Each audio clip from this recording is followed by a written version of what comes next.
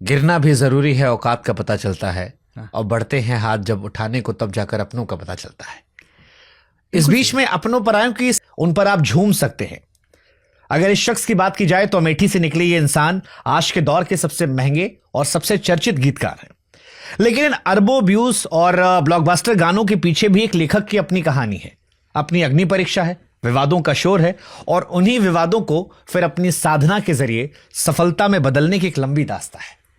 मेहमान है मनोज मुंतशिर शुक्ला। नमस्कार शुभांकर, बहुत आभार मुझे दोबारा बुलाने के लिए और इतना प्रेस्टिजियस जो आपका ये पॉडकास्ट है, ये कुर्सी मुझे दोबारा देने के लिए। मैं देख रहा हूँ दीवारों के रंग बदल गए हैं, सब कुछ बहुत आलीशान हो गया है since I came here last time. ये आपकी सफलता, आपकी कामयाबी का प्रतीक है। All that you have earn for your self, ये शानो शौकत, इसकी बधाई आपको। ये अलग बात है कि दीवारों के रंग बदल गए, अपहोल्स्ट्रीज के रंग बदल गए, सोफ़ों के रंग बदल गए, आपका रंग नहीं बदला, आप वही हैं जो हुआ करते थे, और इसलिए आपको बधाई। पिछली बार से इस बार में सर गंगा में बहुत पानी बह गया, देख रहा हूं मैं। पिछली बार से इस बार में, मैं जैसे पिछली बार जब मैंने आपका इंट्रोडक्शन किया था तो मैंने कहा था कि समर्थक ही आलोचक बन गए। हाँ, लेकिन जैसे हमने अपनी ओपनिंग में कहा कि उन विवादों को आपने साधना के जरिए सफलता में तब्दील कर दिया। मैं क्या कहूं कि बॉर्डर 2 जो हमने सुना वो मनोज मुंतशिर का पुनर्जन्म है मेन स्ट्रीम में।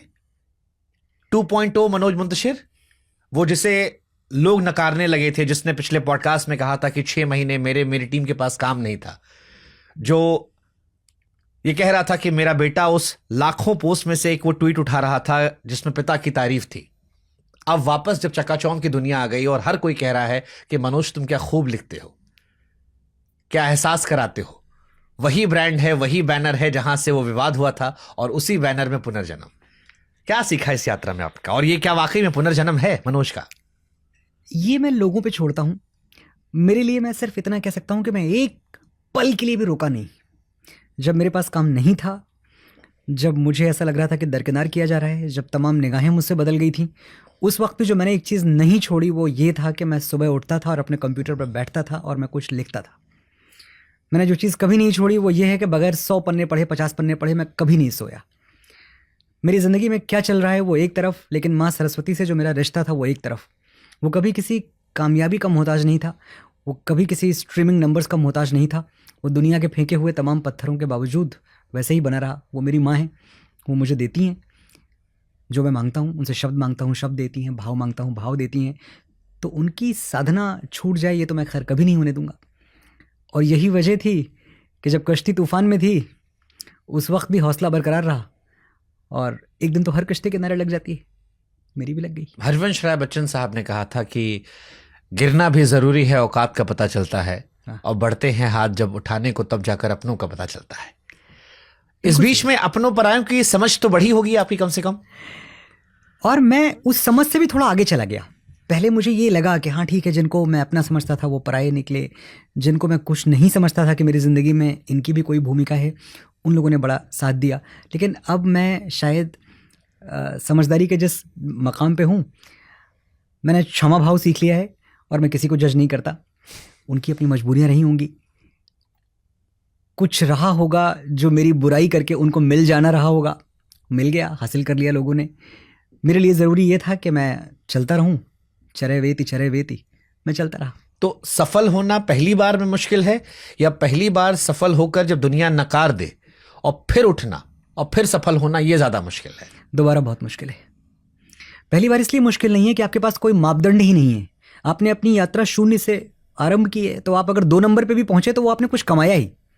मैं हमेशा एक बात कहता रहा शुभंकर कि मैं तो गौरीगंज से 750 रुपये लेके आया था, तो अगर मैं 800 रुपये लेके वापस गौरीगंज चला जाऊंगा तो 50 रुपये के फायदे में हूं। मेरे पास खोने को क्या है? कौन से गणित से आप ये बता सकते हैं कि मनोज मुंतशिर तुमने अपनी जिंदगी तबाह कर ली? नहीं साहब, 50 रुपये लेके लौटा मैं मुंबई से, लेकिन वो दिन अब नहीं रह गए।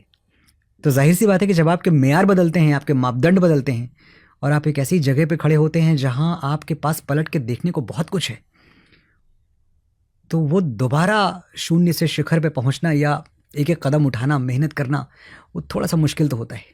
पिछले पॉडकास्ट की हमारी आपकी बड़ी चर्चा हुई थी। मतलब कई सारे लोगों ने ट्रेलर देखकर कहा था, मुझे भी याद है, कि ये क्या है, उस पॉडकास्ट के बाद आपके पास कैसे रिएक्शंस आए थे? देखिए, एक तो आपके फैंस की तादाद बहुत ज़्यादा बड़ी है, तो मुझे थोड़ी सी जलन होती थी रिएक्शंस पे, क्योंकि लोग मेरी बात तो करते थे, सब्जेक्ट मैं था पॉडकास्ट का, आपने पूरा फोकस मुझ पे रखता था, लेकिन लोग आपकी बातें भी बहुत करते थे। तो मुझे लगता था यार पॉडकास्ट मेरा था, लेकिन बातें इतनी शुभांकर की हो रही हैं और किसी के साथ तो नहीं होता।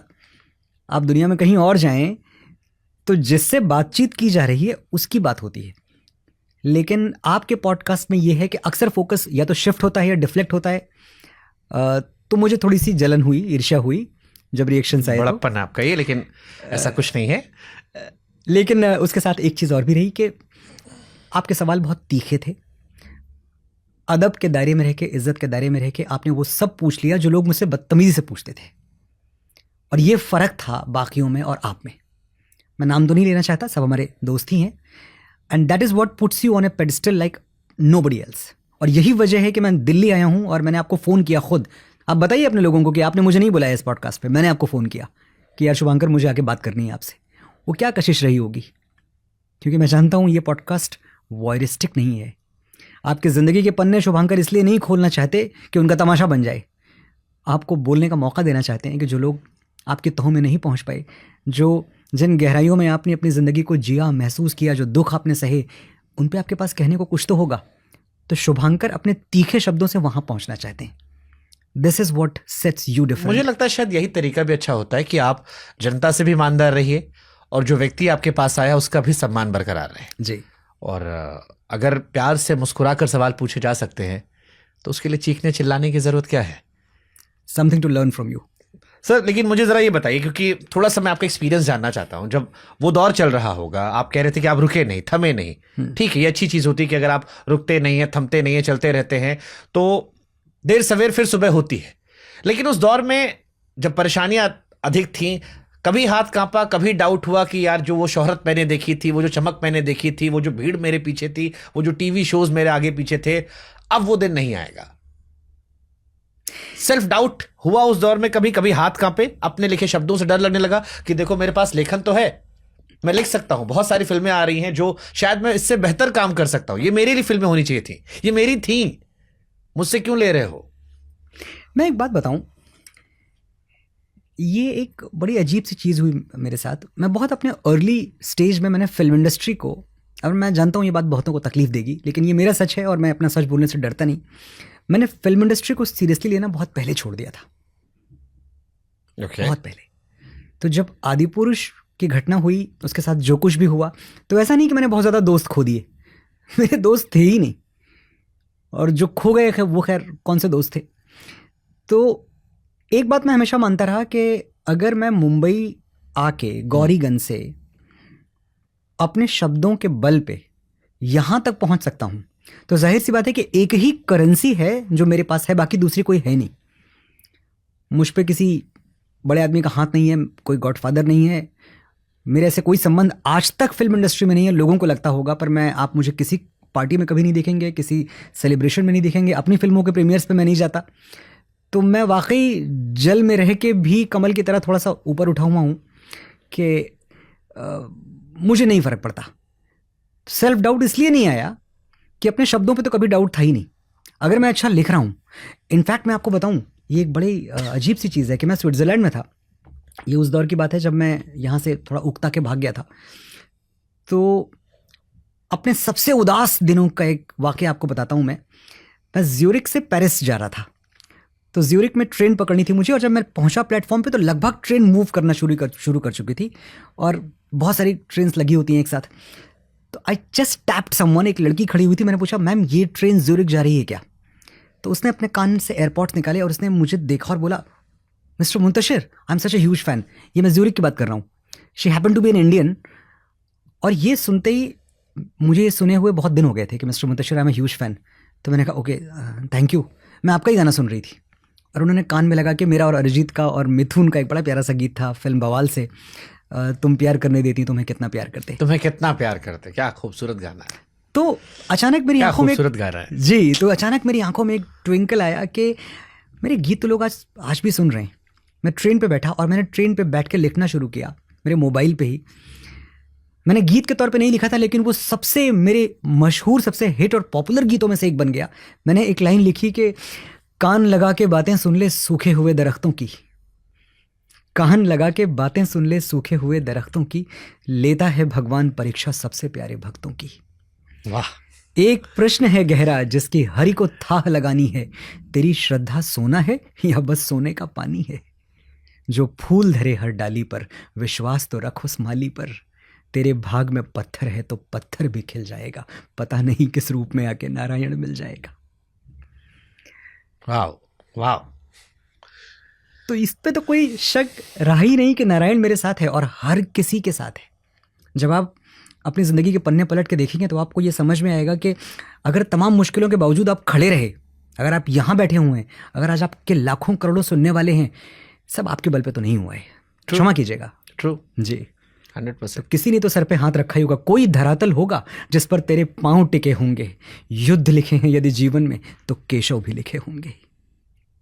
बिल्कुल सही बात है। कुछ पुरुषार्थ होगा, कुछ बड़ों का आशीर्वाद होगा।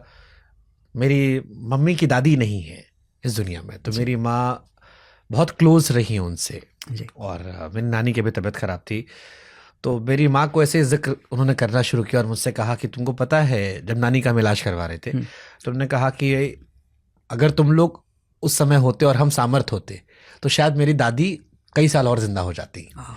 लेकिन वो हर रोज तारीफ कर दुआ देती थी मुझे कि मेरा बच्चा सोना, मिट्टी भी छुएगा सोना हो जाएगा। तो जब तुम लोग जीवन में अच्छा करते हो तो मुझे लगता है कि मेरी दादी की जितनी दुआएं थी ना, वो सब तुम पर आ गई। ओहो, हाउ ब्यूटीफुल। वाह। एंड देन शी सेड कि हो सकता है तुम ना मानो, तुम कहो कि मैंने बहुत मेहनत की है, अकेले दिन रात तपस्या की है, मैं काम करता हूं, लेकिन कुछ तो चमत्कार भी है, सब तुम्हारे हिस्से का अकेले नहीं है, कुछ तो है। और she started feeling emotional and she said this कि दिन भर करती थी मेरा पुतौआ, मिट्टी छुएगा सोना हो जाएगा।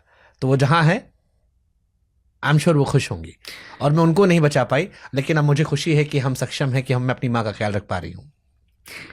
शुभंकर, जब भी कोई मुझे और आप जैसे लोगों से, जब हमें कोई ये कहता है ना, और लोग प्यार से कहते हैं कि यार शुभंकर सेल्फ मेड आदमी है, मनोज मुंतशिर सेल्फ मेड आदमी है, तो कहीं हमारे दिल के किसी कोने में ये आवाज़ आती है कि झूठ है ये, हम सेल्फ मेड नहीं हैं। और कम से कम मैं तो अपने बारे में पूरी दुनिया से कहना चाहता हूँ कि बिल्कुल भी सेल्फ मेड नहीं हूँ मैं। ये वाला टैग मेरे ऊपर से हटा लीजिए।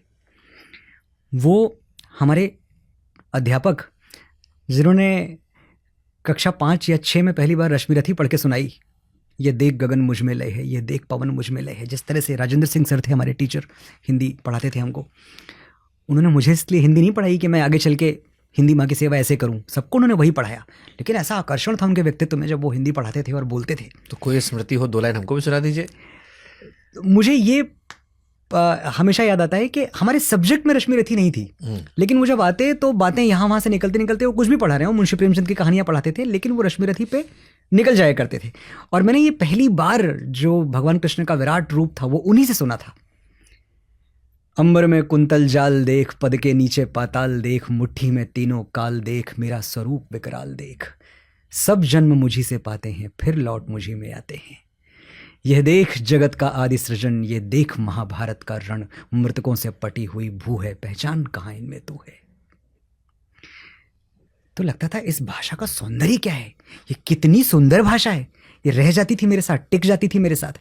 तो अगर आज मैं उनको अचानक भुला दूं, जब मैं आज रश्मि रथी या मैं कोई बात दुनिया में कर रहा हूँ, खड़े होके गाने लिख रहा हूँ, तो मेरे निर्माण में एक ईंट क्या राजेंद्र सिंह की नहीं है?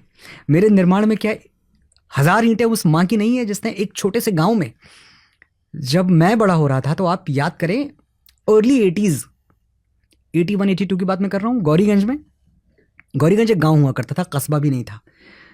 हमारे पास संचार के नाम पे क्या साधन थे? एक रेडियो था जिस पे आकाशवाणी लखनऊ से समाचार आते थे और दिन में 2 बार गाने आते थे।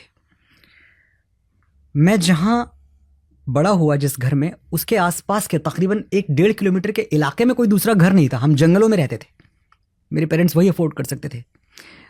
वहाँ मेरी माँ ने मुझे सोने से पहले बगैर किसी बड़े आदमी की कहानी सुनाई, एक बार सोने नहीं दिया। मैं इरिटेट होता था, मैं चिढ़ता था, मम्मी सोने दो यार। नहीं सुनो, रविन्द्रनाथ टैगोर ने फिर क्या बोला, सुनो फिर स्वामी विवेकानंद ने क्या कहा। ये मेरी माँ का क्या विजन रहा होगा? गांव में पली बढ़ी एक माँ, एक विजन था कि मेरे बेटे को मैं कहानियाँ सुनाऊंगी। वो सुनाती रही मुझे कहानियाँ। मैं जो कुछ बन पाया शायद मेरे मन में भी कभी आया होगा। मुझे एक बार याद है, इन्फॉर्मेशन अधूरी थी। 83 में इंडिया ने जब वर्ल्ड कप जीता क्रिकेट का, तो मेरी मम्मी को क्रिकेट नहीं पता था, कपिल देव पता था। तो मुझे आके कह रही है, देखो मन्नू, एक बहुत बड़े खिलाड़ी हैं कपिल देव, उन्होंने जीत लिया। मैंने कहा मम्मी क्या जीता? ये तुम क्या खेलते हो तुम? बैडमिंटन। उन्होंने बैडमिंटन जीत लिया। ये आज तक मेरे दिमाग में है कि कपिल देव ने बैडमिंटन जीत लिया। ये 83 का वर्ल्ड कप था। लेकिन जितनी इंफॉर्मेशन उनको मिल पाई, उन्होंने जोड़ तोड़ के मुझे बताने की कोशिश की। मेरे वो दोस्त, हम ऐसे 4 लोग बैठ जाते, छतें थी हमारे गौरीगंज में, खुली हुई छतें, और शाम को 6 बजे एक पूरी जफड़ी लोगों की इकट्ठा हो जाती और टूटे फूटे मैं उनको शेर सुनाता, और उनमें से कोई कहता, अरे मन्नू तुमको तो फिल्मों में जाना चाहिए। क्या पता बेचारे को फिल्मों के बारे में, और क्या पता कि मेरे अंदर कितनी काबिलियत है या मैं किस लायक हूँ। उस लायक तो बहुत था भी नहीं, बड़े शुरुआती दिनों की बात कर रहा हूँ मैं। लेकिन जिसने पहली बार बोला मन्नू तुमको फिल्मों में जाना चाहिए, उसका हिस्सा नहीं है मेरे निर्माण में। मेरी पत्नी, she was all of 18 when we got married. सिर्फ 18 साल की थी।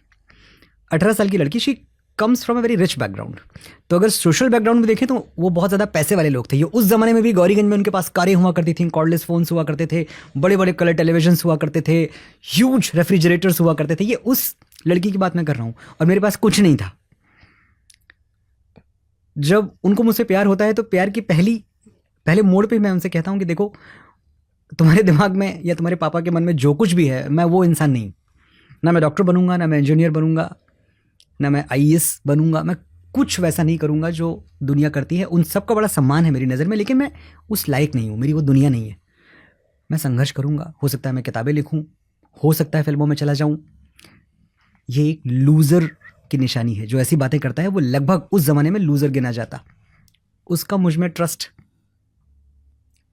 18 साल 4 या 5 महीने की थी वो, जब हमने भाग के शादी कर ली थी। उस विश्वास ने मेरी बुनियाद में ईंटें रखी हैं कि यार कोई कितना ट्रस्ट कर सकता है, मुझे इसके लिए कामयाब होना है, चलो छोड़ दो बाकी सब कुछ।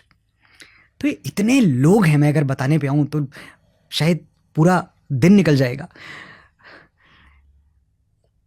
मैं कितनी भी कोशिश कर लूँ, ये किस्सा रह जाएगा आधा। किस के मैं नाम गिनाऊं, सांसें कम हैं लोग ज्यादा। इन सब ने मनोज मुंतशिर गढ़ा है। Nice. सेल्फ मेड नहीं हूं मैं। लेकिन कोई ऐसा भी था इस यात्रा में जिससे आपको उम्मीद थी? जैसे एक होता है ना कि ठीक है, बुरा वक्त आता है, अपने साथ छोड़ते हैं, बट कुछ घाव रह जाते हैं। तो डिसअपॉइंटमेंट के उस दौर में, नाम आप चाहे तो ना लें, कोई जरूरी नहीं किसी को बदनाम क्यों करना किसी का जिक्र करके, लेकिन थे लोग ऐसे जिनसे आपको अपेक्षाएं नहीं थी, आपको लगा अरे, जैसे रोम में था कि तुम भी यूट्यूब ब्रूटस। हाँ, YouTube Brutus. I mean why? ये बड़ी अच्छी कहानी है। सो जूलियस सीजर की जब हत्या हो रही थी, तो जूलियस सीजर की हत्या करने वालों में आखिरी चाकू उसने मारा था जो उनका सबसे बड़ा कॉन्फिडेंट था, जिसपे कि उन्हें यह भरोसा था कि ये तो दुनिया एक तरफ हो जाए लेकिन ये मेरे साथ खड़ा रहेगा। आखिरी नश्तर जूलियस सीजर की छाती में उसने गाड़ा था। उसका नाम ब्रूटस था, और तब जूलियस सीजर कहते हैं you too Brutus. That became a proverb. मेरी जिंदगी में कई ब्रूटस रहे हैं। जिन लोगों को मैंने प्यार किया, जिन पे मैंने भरोसा किया, उनमें मैंने स्वर्ग और नर्क दोनों देखे। तो नाम तो नहीं लूंगा, लेकिन मैं ये कह सकता हूं कि ऐसे बहुत सारे लोग थे जिनको देख के कभी ये लगा ही नहीं कि ये मेरा फोन नहीं उठाएंगे, ये मेरी बात नहीं सुनेंगे, और मुझे इनकी ज़रूरत पड़ेगी। इसके पहले मुझे कभी किसी की ज़रूरत पड़ी ही नहीं। तो मैं हमेशा खुश रहा, मैं देता ही रहा। I was always in that position कि ठीक है, जो भी दे पाया मैंने लोगों को दिया। लेकिन एक बार ऐसा वक्त था जिसका आप जिक्र कर रहे हैं, जहाँ मुझे कुछ पाने की ख्वाहिश थी कि कोई संभाल ले, कोई ये हिचकोले खा रही है जो नाव, कोई इसमें एक हाथ लगा दे। लेकिन ऐसे तमाम हाथ गायब हो गए। अगर होता नहीं रघुनाथ मेरा, तो देता कौन जग में साथ मेरा। पुरोहित दूर जा बैठे थे सारे, हवन करते जला जब हाथ मेरा। कोई ऐसा भी था जिसकी आपने कभी हेल्प की हो, या आपने उसे करियर में उठाने में हेल्प की हो, और फिर यूं ही आपको लगा चलो बात कर लेते हैं, पर फोन नहीं उठा? करियर की बात तो मैं नहीं करूंगा, लेकिन बहुत सारे पॉलिटिकल गलियारों में ऐसे लोग थे जो मेरे बहुत हितैषी बनते थे, मैं बनते ही थे, अब बोलूँगा, जिनके दिन में 4 फ़ोन आते थे और बड़ी पावर की जगह पे बैठे हुए लोग जो वाकई देश और प्रदेश चलाते थे। भैया आप हमारी शान हैं, भैया आप हमारी इज्जत हैं, हर चीज़।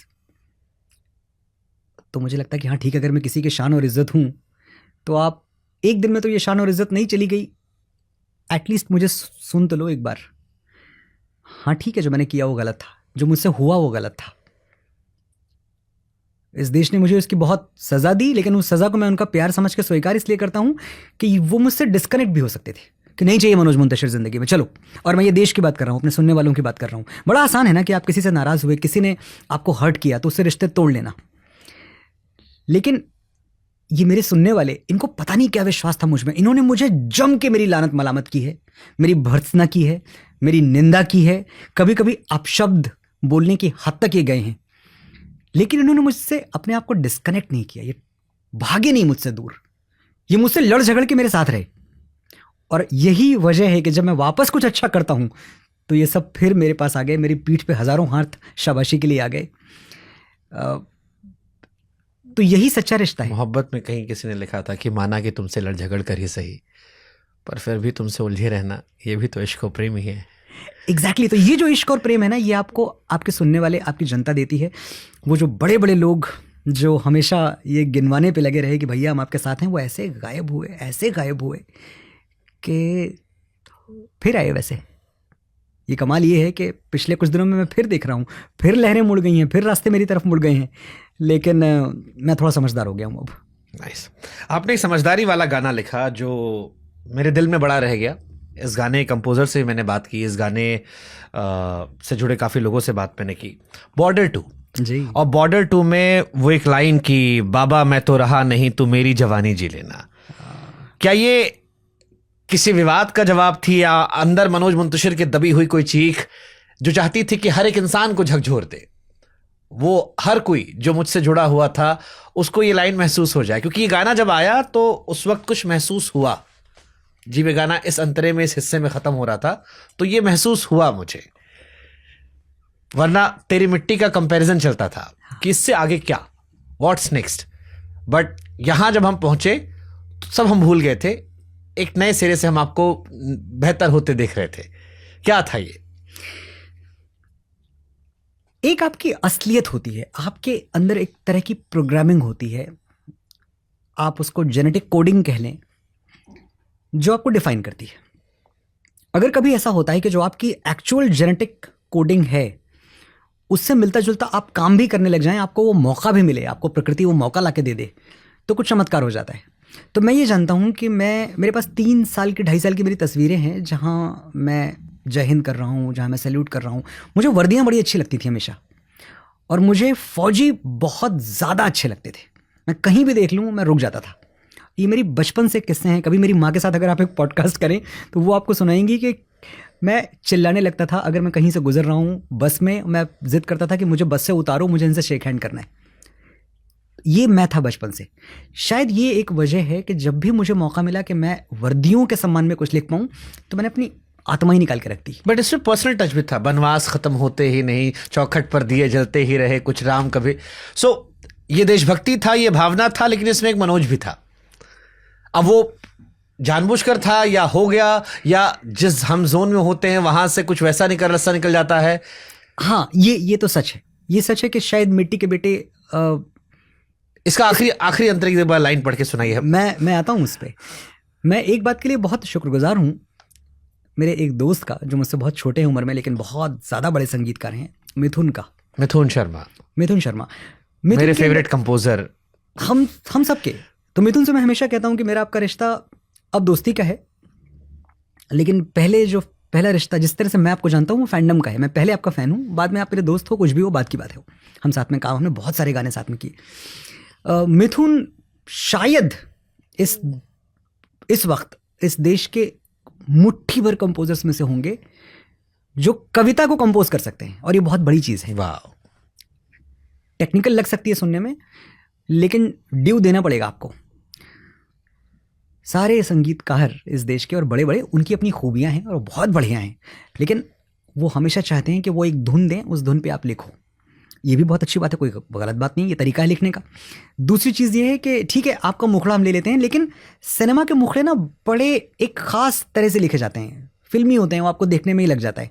जैसे कविता कहते हैं, नज़्म कहते हैं, शायरी कहते हैं, पोइट्री कहते हैं, उसे कंपोज करने का गट्स कोई नहीं दिखाता, सिर्फ एक इंसान है जो खड़ा हो जाता है कि मनोज जी आप मुझे कुछ पोइट्री करके दो, मुझे नहीं देनी आपको कोई धुन, मुझे नहीं बांधना है आपको।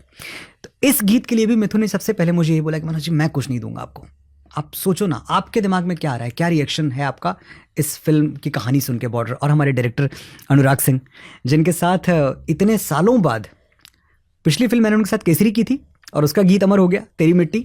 इतने साल अनुराग ने फिल्म नहीं बनाई, वरना मेरा करियर कहीं और पहुंच चुका होता। इतने साल बाद उन्होंने फिर बनाई बॉर्डर और फिर हम साथ बैठे। तो ये पूरी पोइट्री पहले लिखी गई। क्या मनमौजी बेफिक्रे थे, मौत पे अपनी हंसते थे, दिल में वतन को रखने वाले सर पे कफन भी रखते थे। हम जो तिरंगा लहराएंगे हिचकी बन के याद आएंगे, वो मिट्टी के बेटे जो वापस ना लौटे।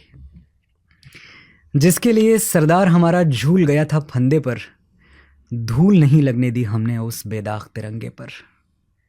तेरा दर्द तू जाने बाबा, मैं तो खुशी से पागल हूं, जिसकी गोदी में खेला था चला उसी के कंधे पर। लाडले जब सरहद जाएंगे हिचकी बन के याद आएंगे, वो मिट्टी के बेटे जो वापस न लौटे। आज मैं आपके साथ हूं, मुझे एक और वाकया याद आ रहा है जो मैंने आपके पहले कहीं नहीं बोला है। इस गीत में एक स्टैंजा और भी था, क्योंकि जब अनुराग कहानी सुनाते हैं बहुत पैशनेट तरीके से सुनाते हैं। तो आपने फिल्म देखी है, आपको वो चरित्र याद होगा जो दिलजीत दोसांझ की बहन का था। बड़ा प्यारा रिश्ता था और वो हमेशा वरुण का जो चरित्र था उससे कहती थी कि मुझे तुमसे राखी में कुछ नहीं चाहिए, जब ज़रूरत होगी मैं मांग लूँगी। और आखिर में सिर्फ जब शहादत होती है दिलजीत की तो वो कहती है मुझे मेरा भाई दे दो ना। इस चीज़ ने मुझे तड़पा दिया था, इस सीन ने तड़पा दिया था। तो एक अंतरा हमने लिखा था जिस पे मैं, मिथुन, अनुराग, हम सब रोए हैं, लेकिन हम वो फिल्म में नहीं डाल पाए क्योंकि हमारे पास फिल्म में जगह नहीं बची, ऑलरेडी बहुत कुछ हो गया था दिखाने के लिए। आज मैं पहली बार कहीं पब्लिकली वो अंतरा बताता हूँ, वो लाइनें क्या थी जो कि बॉर्डर 2 में नहीं गई। भैया तुझको ताने देगी बहना इस खुदगर्जी पे, भैया तुझको ताने देगी बहना इस खुदगर्जी पे, मेरी डोली उठी नहीं और लेट गया तू अर्थी पे। रोते हैं राखी के धागे, तोड़ दिए क्यों तूने वादे, मेरी जान के बदले कोई मेरा चांद सा भाई ला दे।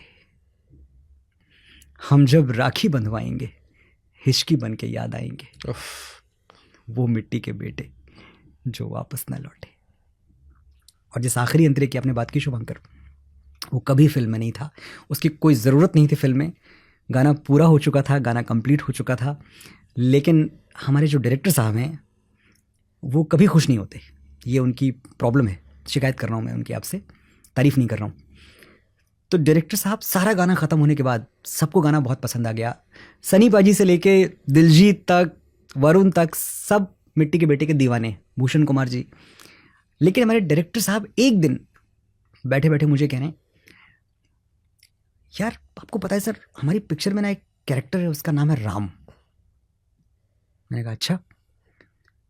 वो दिए की हिफाजत करता हुआ बलिदान हो गया, क्योंकि उसने कुछ गांव वालों से वादा किया था कि ये दिए बुझने नहीं दूंगा मैं। तो वो दिए बचाते बचाते उसके ऊपर एक शेल गिरती है एंड ही डाइज, वीरगति को प्राप्त हो गया दिए बचाते हुए। मैंने कहा तो नहीं सर, मैं तो आपको खाली बताना चाह रहा था कि राम है, दिया है, आपके मन में कुछ आए तो बस। और ये चले गए। Sometimes you are touched by divinity. ये लाइनें मैं समझता हूं कि मैं इनका अगर क्रेडिट ले पाता तो ज़रूर लेता। अनुराग का इधर जाना और उधर अगले 1 से 1.5 मिनट में मेरा मोबाइल मेरे हाथ में आना और मैंने लिखा, कुछ दर्द कभी सोते ही नहीं, वनवास ख़त्म होते ही नहीं, चौखट पे दिए जलते ही रहे, कुछ राम कभी लौटे ही नहीं। इसमें पर्सनल ये था कि वो राम मैं भी हो सकता था, जो कभी लौट के नहीं आया, जिसे उसकी अयोध्या वापस मिली ही नहीं। और मैं उसी मुहाने पे खड़ा हुआ था बॉर्डर के पहले कि पता नहीं कभी मेरे लिए फिर से दीप जलेंगे कि नहीं जलेंगे, पता नहीं कभी फिर से मेरे स्वागत में पलकें बिछाई जाएंगी कि नहीं, फिर से वो सब होगा जिसकी मुझे कभी आदत पड़ चुकी थी. सो दिस अंतरा was personal. You are right. कि देशभक्ति की भावना थी, लेकिन इंसान कई बार जिस स्टेट ऑफ माइंड में होता है उसकी झलकियां दिख जाती है. जी. चलिए 2 खुराफाती सवाल करता हूं मैं फैंस के लिए, थोड़ा मूड चेंज करते हैं. एक थ्योरी ये आई थी, आई डोंट नो कितना सच कितना फसाना, जावेद साहब ने कहा कि मैंने इस फिल्म में गाने लिखे नहीं. मुझे क्रिएटिविटी मर गई है, नए सिरे से राइटिंग नहीं हो रही है, वही रिपीटेटिव हो रहा है. मेरे कुछ इनसाइडर दोस्तों ने मुझे बताया, मैं आपसे कंफर्म करना चाह रहा हूं कि इस फिल्म के लिए जावेद साहब को भी अप्रोच किया गया था, उन्होंने भी कुछ लिखा था, लेकिन फिर किसी ने कहा कि आपकी राइटिंग को सेलेक्ट किया गया था. ये बहुत, और ये किसी फालतू इंसान ने नहीं बताया था मुझे, ये किसी विश्वसनीय इंसान ने, क्योंकि इस फिल्म से काफी मैं भी जुड़ा रहा, काफी लोगों से उठना बैठना रहा मेरा. क्या ये सच है कि बॉर्डर 2 के लिए जावेद साहब को भी लिखने को दिया गया, लेकिन मनोज जी के राइटिंग को प्रेफरेंस दी गई थी? मैं कहूँ तो ये पार्शियल सच है, और पार्शियल सच ये है कि जावेद साहब को बिल्कुल ये कहा गया कि आप इस फिल्म के गाने लिखें, खासतौर से वो गीत लिखें जो कि आपके ही हैं, जो ओरिजिनली आपके हैं. बाकी गाने मैं शुरू से लिख रहा था. तो बॉर्डर जब अनाउंस हुई है तब से बॉर्डर के गीत लिखने के लिए मैं ही था ऑन बोर्ड. लेकिन क्योंकि संदेशे के बिना तो बॉर्डर बन नहीं सकती, तो जाहिर सी बात है कि वो गीत भी लिखना है. और वो गीत लिखना क्यों है, वैसे का वैसा क्यों नहीं रख सकते, क्योंकि इस फिल्म की सिचुएशंस अलग थी. तो ये गीत इसलिए दोबारा लिखना ज़रूरी था क्योंकि इस फिल्म में ऐसी सिचुएशंस थी जो पिछली बॉर्डर में नहीं थी, जो ओरिजिनल बॉर्डर थी. तो जावेद साहब के पास गए हमारे डायरेक्टर, हमारे प्रोड्यूसर्स, और मुझे ऐसा बताया गया, क्योंकि मैं तो इसका कोई फर्स्ट हैंड मेरे पास इन्फॉर्मेशन नहीं है, लेकिन जो मुझे बताया गया वो ये था कि जावेद साहब ने कहा कि मैं एक गीत को दोबारा नहीं लिखता, और वो जब लिख दिया तब लिख दिया. अब मैं दोबारा उन गलियों से नहीं गुजरना चाहता. कुछ नया लिखना हो तो मैं लिखूंगा, लेकिन मैं पुराना, जो कि बड़ी एक सम्मान की चीज़ है, वो इतने बड़े जीनियस हैं. मैं अगर दुनिया में कुछ लोगों की वाकई इतनी इज्जत करता हूँ, इतनी ज़्यादा इज्जत करता हूँ कि मेरा सर नहीं उठता उनके आगे, तो उनमें एक जावेद साहब. तो उन्होंने लिखा नहीं था? मतलब मैं नहीं जानता, मुझे इस बारे में कोई खबर नहीं कि उन्होंने कुछ लिखा था. मुझे यही बताया गया कि उन्होंने नहीं लिखा. ओके. उन्होंने नहीं लिखा तो जाहिर सी बात है कि जो चीज़ उन्होंने छोड़ी दी, जो उन्होंने मैदान खाली कर दिया, तो मुझे भी कोई गिल्ट नहीं थी. मुझे गिल्ट उस वक्त होती जब जावेद साहब का गाना मैं रिक्रिएट कर रहा होता उनके होते हुए, और वो आज भी शानदार लिखते हैं. हाँ, मतलब he is undoubtedly one of the best we have. मैं ये जो गीत हमने अभी किया, घर कब आओगे, मैं तड़प के रह गया इसलिए कि काश ये जावेद साहब दोबारा लिखते तो इन सिचुएशंस पे क्या अंतर लिखते. तो एक स्टूडेंट के तौर पे, एक तालिबे इल्म के तौर पे मेरा तो नुकसान हो गया. मैं तो चाहता था कि जावेद साहब लिखें, तो उन्होंने मुझे डिसअपॉइंट किया है ना लिख के, और मजबूरन मुझे लिखना पड़ा. अब जिन सिचुएशंस के लिए लिखना पड़ा, मेरे सामने एक चैलेंज ये था कि पहली चीज़, जिस दिन मैं, मिथुन और अनुराग और भूषण कुमार जी हम बैठे हैं, हमने अपने दिमाग से ये बात निकाल दी है कि हमें जावेद साहब से ज़्यादा कुछ बढ़िया लिख के दिखा देना है. वो हमारा स्ट्रगल ही नहीं था. हमारा स्ट्रगल था कि हमारे पात्र, हमारे चरित्र क्या बोल रहे हैं, इनके लिए जो कहना है वो कह दो. तो आप देखें जो विशाल का अंतरा है, बहुत लोग मुझे कहते हैं कि भाई इतना तो अच्छा लिखा हुआ था, आप उसी को यूज़ कर लेते, सेम लिरिक्स यूज़ कर लेते. नहीं कर सकते थे. विशाल का अंतरा जो है, विशाल मिश्रा जी का चरित्र है वरुण धवन का. वरुण धवन की शादी हुई है नई नई, और they are expecting a child. ये सब छोड़ के वो सरहद पे आ गए हैं. तो उनके लिए हमने लिखा कि ये दिल जो बरसों से था खाली खाली सा, किसी के आने से सजा दीवाली सा, जगह हैं दरवाजे किसी की आहट से, सवेरा होता है किसी की करवट से. कान की बाली ने, आम की डाली ने, और पूछा है चौथ की थाली ने कि घर कब आओगे. तो ये सिचुएशन नहीं थी हमारे सामने. जो दिलजीत दोसांझ का अंतरा था, आप वो स्टंजा सुने, वहाँ सिचुएशन नहीं. उनका फेवरेट है वाला जी, दिलजीत वाला. ये पूछो आंखों के छलकते पानी से, बिछड़ता है कोई कहाँ आसानी से.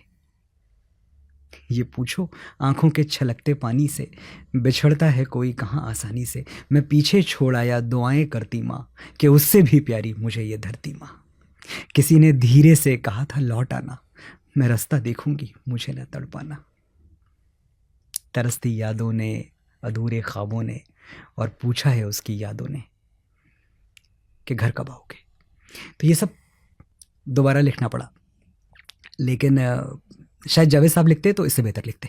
एक थ्योरी सर और आती है कि जो तेरी मिट्टी के बेटे गाना था, ये इनिशियली शायद अरिजीत सिंह गाने वाले थे, ये लॉक था, लेकिन फिर संदेश से आते का जो वर्जन था घर कब आओगे वो मार्केट में आया और उस गाने में सोनू निगम साहब की बहुत तारीफें हुई क्योंकि उन्होंने पिछले वाले से भी शायद ज़्यादा बेहतर गाया था।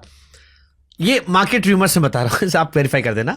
और फिर अरिजीत वाला हिस्सा लोगों ने कहा कि we expected more from Arijit Singh, someone is a living legend, हम ज़्यादा थोड़ा एक्सपेक्ट कर रहे थे, इसलिए मिट्टी के बेटे चला गया सोनू निगम के पास। ये तो मैं कह रहा हूँ कि इसमें 70% तो मैं यकीन करता हूँ सच्चाई है जो मुझे पता है, आप बाकी वेरीफाई कर सकते हो।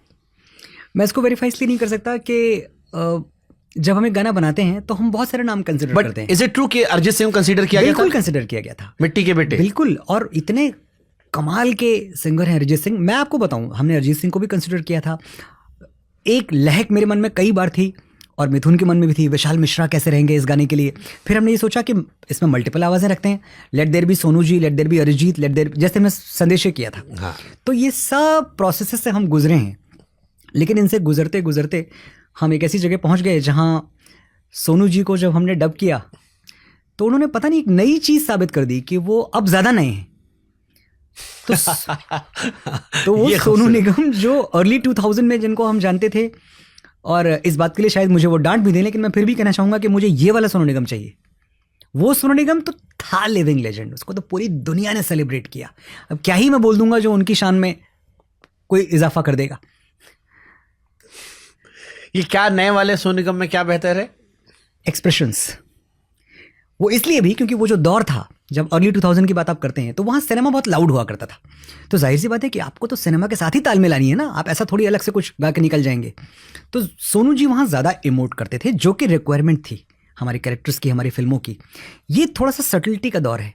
इस सटलिटी के दौर को उन्होंने इतनी खूबसूरती से समझा है, इतने अच्छे से समझा है कि भैया जो नई फौज है सिंगर्स की, they should learn from that legend. तो कौन सा गाना सोनू निगम का बीते कुछ सालों में आपको बहुत दिल पे छू गया? मुझे पापा मेरी जान बहुत अच्छा लगा। मेरे जुबान पे ही गाना था बहुत ज़्यादा। उन्होंने अभी जो आमिर जेतोबा का जो उनका जो वर्जन था, मेरे ढोलना, वाह मेरे ढोलना, क्या सुंदर गाया उन्होंने।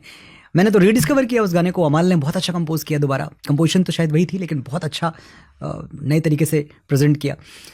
तो सोनू जी ने तो पता नहीं क्यों ये बता दिया कि, बट फिर लोग सफल व्यक्ति पे ही क्यों बात करते हैं? जैसे अमाल का भी कहना था कि जब ये गाना कंपोज हो रहा था, so first choice Sonu ji नहीं थे, उनको रिप्लेस करने की बार बार बातें आ रही थी, बट अमाल रुक गए उस गाने पे। अब सोनू जी का एक नया वर्जन हम देख रहे हैं, पापा मेरी जान, बॉर्डर 2 में भी एक्चुअली हम सोनू जी को भी कह सकते हैं कि एक नए सिरे से दी लेजेंडरी सोनू निगम का कमबैक हम कह सकते हैं, क्योंकि बीच में गाने आ रहे थे सिंगल, बट इस फिल्म का चेहरा या आवाज सोनू निगम थे, बड़ी आवाज जी। कई सारे गाने उनके हिस्से थे। तो सेम आदमी, उतना ही गुड़ी आदमी है, टैलेंटेड आदमी है, आवाज बड़ी खूबसूरत है, टेक्निकली साउंड है, सारे सिंगर से ज्यादा जल्दी सीख ले रहा है, लेकिन फिर इंतजार क्यों करते हैं लोग कि जब गाना सफल हो जाएगा तभी सारे गाने ले जाएंगे? ये हमारी दिमागी प्रॉब्लम है, ये हमारी इंडस्ट्री का एक मैं क्या बताऊं, ये प्रोग्रामिंग एरर है। हम अपने आप ही चीज़ों को पुराना मानने लगते हैं। कुछ कोई पुराना नहीं होता, जब भी मिलता है वो अंदाज जुदा होता है, चांद 100 बार भी निकले तो नया होता है। वाह। लेकिन आप वो हैं जिन्होंने आर डी बर्मन को पुराना मान लिया भाई। एग्जैक्टली हाँ। तो आपकी तो अब मैं क्या ही कहूं कि जिनको आर डी बर्मन पुराने लगने लगे थे, अगर उनको सोनू निगम पुराने लगने लगे, तो प्रॉब्लम ना आर डी बर्मन में थी ना सोनू निगम में, प्रॉब्लम आपके समझने में थी, आपकी अंडरस्टैंडिंग में थी कि कोई चीज़ आपके लिए अवेलेबल थी तो आपने उसकी कदर व कीमत नहीं की। मुझे भी इस बात का दुख है कि एक बहुत सारा अरसा ऐसा गुजर गया जिसमें सोनू जी को कम से कम 150-200 और गाने गा देने थे, वो अवेलेबल थे, लेकिन the industry as it functions. और उनके साथ एक चीज़ और भी है, वो अपनी शर्तों पे काम करने वाले इंसान हैं, और इतना बड़ा आदमी ऐसे ही जीता है। तो आप सोनू निगम को दोस्ती में तो वो आपके सामने चटाई पे बैठे हुए मिल जाएंगे, लेकिन अगर आप चाहें कि आप उनको कोई लालच दे के सिंहासन पे बैठा दें तो वो सिंहासन पे भी बैठे हुए आपको नहीं मिलेंगे। मेरे एक पॉडकास्ट पे अनु मलिक ने कहा कि सोनू निगम जैसा गुड़ी सिंगर मुझे विशाल मिश्रा में दिखता है। हाँ। और अनु जी ने ही संदेश से आते गवाया था। हाँ। उस दौर में जब कुमार सानू उदित नारायण का राज था। हाँ। उस दौर में सोनू जी से गाना गवाया था, रूप कुमार जी से। तो उनसे ये स्टेटमेंट आना मेरे लिए बड़ा शॉकिंग था कि बहुत बड़ा स्टेटमेंट ये है कि सोनू जी के जूतों को अगर कोई फिल कर सकता है आज की जनरेशन में तो विशाल है। आपने भी कहा कि तेरी मिट्टी के बेटे हम विशाल से भी गवाना चाह रहे थे, आपका एक विशाल के प्रति आकर्षण हमने देखा भी है। अपार्ट फ्रॉम व्यक्तिगत रिश्ता, प्रोफेशनल रिश्ते को ध्यान में रखते हुए क्या विशाल मिश्रा में ऐसा है जो मनोज मुंतशिर अपनी सारी खूबसूरत रचनाओं को विशाल की तरफ मोड़ना चाहते हैं? विशाल उन्नाव की आवाज़ है और विशाल नहीं बनना चाहते हैं लॉस एंजलिस की आवाज़, न्यूयॉर्क की आवाज़, नहीं बनना उसको। विशाल की वो यात्रा ही नहीं है, and that is what is very special about that person. आप विशाल से मिलें, विशाल की बॉडी लैंग्वेज आप देखें। मैं विशाल को तब से जानता हूं जब विशाल को शायद उनकी बिल्डिंग का वॉचमैन नहीं जानता था, और आज विशाल को पूरा देश जानता है। तो मैंने कुछ तो यात्रा देखी ना विशाल की, जो नहीं बदला है वो ये था, भैया पाए लागू। ये भैया पाए लागू तब भी था, ये भैया पाए लागू अब भी है। ये उन्नाव का लड़का बात कर रहा है। रॉक स्टार, ओढ़ी हुई शोहरत, ओढ़ी हुई कामयाबी, ये तो खत्म कर देती है लोगों को। मैं इस बात से बहुत खुश हूं, और विशाल के पास मैं हूं कि जब मुझे कभी ऐसा कुछ दिखेगा तो डांटने के लिए मैं हूं कि दैट इज नॉट यू। विशाल जब किसी गाने को अप्रोच करते हैं तो उनके दिमाग में सबसे पहली चीज़ ये नहीं होती है कि मेरे कितने नोट सही हिट होने चाहिए, वो तो हिट होंगे ही, बड़ा कलाकार है, बड़ा कलाकार सही करता है। विशाल की पहली तड़प ये होती है कि क्या मैं ये वर्ड्स इमोट कर पाया, ये एक्सप्रेस कर पाया जो लिखा हुआ है कि किसी ने धीरे से कहा था लौट आना, सवेरा होता है किसी की करवट से। आप देखो, आप वो गाना हम शायद प्ले नहीं कर सकते कॉपीराइट की वजह से, लेकिन लोगों से मैं कहता हूँ वो गाना जाके आप खाली वो सवेरा होता है किसी की करवट से, वो करवट बदलता हुआ इंसान आपको नजर आएगा अदायगी में। ये रफ़ी साहब करते थे। मुझे तो कभी कभी लगता है कि रफ़ी साहब के गाने दुनिया को इसलिए पसंद थे क्योंकि लैंग्वेज की भी ज़रूरत नहीं थी। आई कैन अंडरस्टैंड क्या गाया जा रहा है। रफ़ी साहब मेरे लिए तमिल तेलुगु गाना गा दें, बड़ी सुंदर भाषाएं हैं लेकिन मैं जानता नहीं हूँ, तो मैं उसमें भी समझ जाऊंगा कि मोहम्मद रफ़ी ने क्या गाया है। वो खूबी आपको दिखती है सोनू निगम में, वो खूबी आपको दिखती है विशाल मिश्रा में। मुझे लगता है कि घर का बावों में विशाल सबसे करीब थे सोनू निगम साहब के, या वो अदायगी थी जो एक मिट्टी की कहते हैं ना छोटे शहरों की खुशबू जो होती है उस गाने में। हाँ। विशाल वो उसके आसपास थे, जो क्योंकि विशाल बहुत एक्साइटेड थे उस गाने को लेके। मुझे अभी भी याद है बॉर्डर 2 रिलीज होने वाली थी और हर रात हम रात भर बैठे कपड़ा लेते थे कि भाई कैसा गाया, इसने कैसा गाया, और ऑनेस्ट फीडबैक देना। तो मैंने उनसे बात कही थी, मैंने कहा कि मुझे सबसे बेहतरीन सोनू साहब लगे, और मुझे ऐसा लगा कि विशाल उस गाने की आत्मा को समझ के सोनू निगम में काफ़ी करीब थे। देखिए मैं एक बात कहूँ, इसलिए भी करीब थे क्योंकि विशाल की ज़िंदगी में जो 2-4 भगवान हैं उनमें से एक सोनू निगम भी हैं। तो सोनू निगम विशाल के भगवान हैं, और ये मैं पब्लिकली कह रहा हूँ। तो विशाल के लिए ये बहुत बड़ा मौका था कि अपने भगवान के साथ आप गा रहे हैं। और पहला ही अंतरा था, सोनू जी ने मुखड़ा गाया, और जो फर्स्ट अंतरा आता है वो विशाल की आवाज़ हिट करती है। मुझे लगता है कि जो उनके मन में श्रद्धा रही होगी उस गीत के लिए और सोनू जी के लिए, वो सब उमड़ के उस अंतरे में आ गई। और मैं अपना फेवरेट तो नहीं चुन सकता, लेकिन मैं ये बात कह सकता हूँ कि विशाल का अंतरा मेरी रिपीट प्लेलिस्ट में रहता है। ख्वाब देखिए ख्वाब पूरे होते हैं, ख्वाब पूरे होते हैं। ये मैं आपको एक बात बताता हूँ, 97 में पहली बॉर्डर आई थी, ये भी मैंने कहीं जिक्र नहीं किया इसका। मैं अपने कॉलेज के सेकेंड ईयर में था, इलाहाबाद विश्वविद्यालय, हमारा शहर प्रयागराज। 30 रुपए का टिकट मिलता था चंद्रलोक थिएटर में। चंद्रलोक थिएटर बहुत प्रेस्टिजियस थिएटर हुआ करता था उस ज़माने के हिसाब से, और बाकी बहुत सारे थिएटर्स थे जो नकली प्रिंट्स में फिल्में दिखाया करते थे तब, तो वहाँ फिल्में पहुँचती नहीं थी। इलाहाबाद जैसी जगह पे फिल्में आखिर में आती थीं, और अगर नई फिल्म कोई रिलीज़ होती थी तो अक्सर नकली जो के स्मगल्ड प्रिंट्स होते थे उनसे दिखती थी, काली पीली, कलर सही नहीं आते थे, ऑडियो सही नहीं आता था। चंद्रलोक वॉज ऑलवेज लाइक अपराइट कि सही पिक्चर दिखाएंगे, महंगी होगी पर हमारे यहाँ सही पिक्चर देखने को मिलेगी। एक ही जगह लगी बॉर्डर चंद्रलोक में, 30 रुपये का टिकट, और 30 रुपये बहुत ज़्यादा थे 97 में मेरे जैसे एक मिडिल क्लास बच्चे के लिए। मैंने जाके किसी तरह सारे अपने खर्चे एक तरफ किए, मैंने कहा पिक्चर तो देखेंगे, क्योंकि वो संदेशे आते हैं, गाना हम सुन चुके थे। पिक्चर देखी, और पिक्चर देख के मैं पागलों की तरह रोया। और जब वो गीत आता है हरिहरन साहब का, जिसके लिए उनको नेशनल अवार्ड मिला, मेरे दुश्मन मेरे भाई मेरे हमसाए, वहाँ तक आते आते मेरे आंसू बांध तोड़ चुके थे। मैं थिएटर से बाहर निकला, मुझे आज भी याद है 12 से 3 का शो देखा था, और थिएटर से निकलने के बाद मैं सिविल लाइंस में टहलता रहा, क्योंकि वो पिक्चर मुझ पर भूत की तरह सवार हो चुकी थी, छोड़ नहीं रही थी। और वो लड़का जिसके लिए 30 रुपये इतनी ज़्यादा रकम थे, उसने 6 से 9 का शो फिर से देखा, फिर से 30 रुपये देके। मुझे नहीं पता था कि 29 साल बाद ये फिल्म दोबारा बनेगी, और इस बार यही गीत मैं लिख रहा हूँगा। तो सपने सच होते हैं। तो चलिए मैं एक सेल्फ इंस्पेक्शन का एक ऑप्शन देता हूं आपको। मैं जावेद साहब अनु मलिक ने 97 में बॉर्डर कंपोज की थी जी, वाह। 2026 में मिथुन मनोज मुंतशिर ने रिकम्पोज की। इस फिल्म के रिलीज होने से पहले ही सवाल था कि क्या उस लेगेसी को ये टच कर पाएगी, उससे आगे निकल पाएगी, उसके आसपास पहुंच पाएगी।